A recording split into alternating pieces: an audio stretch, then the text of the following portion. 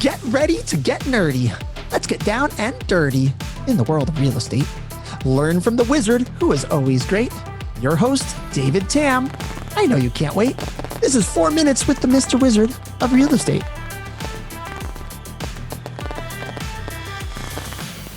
How do you generate 600 5-star reviews in 12 months?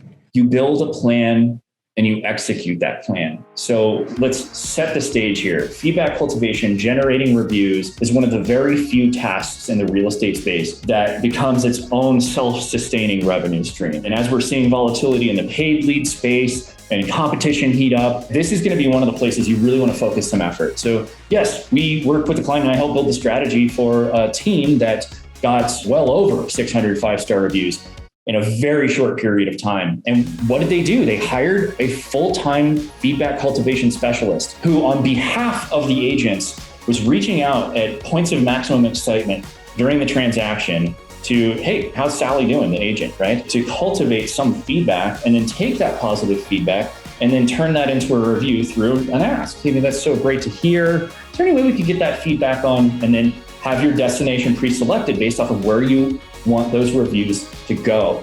And then what we're doing is taking all of that feedback and turning that into marketing material, right? Because marketing 101 is you never do something that's going to be, a sole effort. We're going to cross-pollinate and leverage those on different channels. So asking for feedback, capturing the review, and then using those reviews for recruiting efforts, to use them to capture more listing appointments. So that when you send down your listing guide, I'm going to force you to read 20 of my 5-star reviews on my cover page, right? Because we're extremely good at what they do. And then also be responsible for responding to those reviews, right? On behalf of the agent, for the agent. And this is an incredibly sticky way for you to drive value for your agents. Now, it does require an investment. You can also do this on your own. If you're a single agent or you're a small team, you can build a strategy of how to ask, when to ask, what to say, how to document, and then how to cross-pollinate. Those are really the 5 key factors.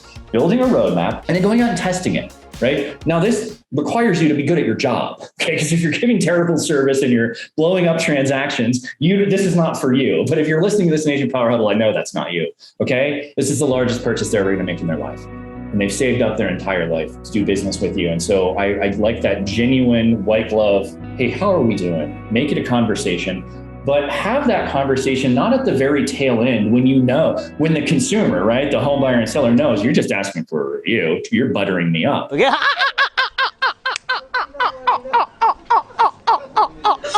Right? Instead of that, what you can do is at points of maximum excitement, let's talk about what those could be on the listing side, right? Home first goes on Zillow, they can see the listing at 3 a.m, all that kind of stuff. They get the first offer, the 90,000 over. I'm sure you've had several of those, right? It's like, great. And then even when they're moved into the new house, whether it's in the same city or across the country, hey, how are you doing? And the kids liking the new school, all that kind of stuff. At every point, you have the opportunity to just step in and how are we doing? And then when they give you that positive feedback, that's where we want to capture it. And that's so great to hear. Is there any way that we could? And then make the ask. But have that destination of where you want that review put, Google, Zillow, Facebook, wherever, ahead of time, based off of a little bit of research on your market.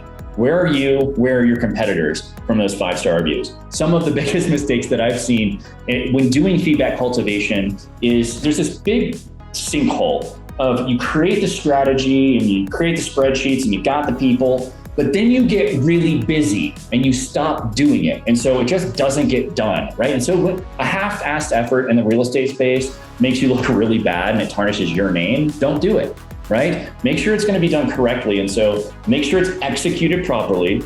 And then another one is you're not responding to the reviews themselves, right? You're putting in all of this effort to make the ask. And then if you're not responding within 24 to 48 hours, thanking them for their positive feedback, but then also selecting a piece of germane detail from your CRM or the transaction to respond with in the response itself. Hey, we're so glad you got that 6-foot fence so the Great Danes didn't eat your neighbors, right? It's the joke I like, because I was in that situation. Current research shows that my age group, which is going to largely be the meat of the bell curve of all real estate transactions in this country, care more about your responses to reviews than the number of reviews themselves. Are you engaged with your client? Do you care? Do you remember?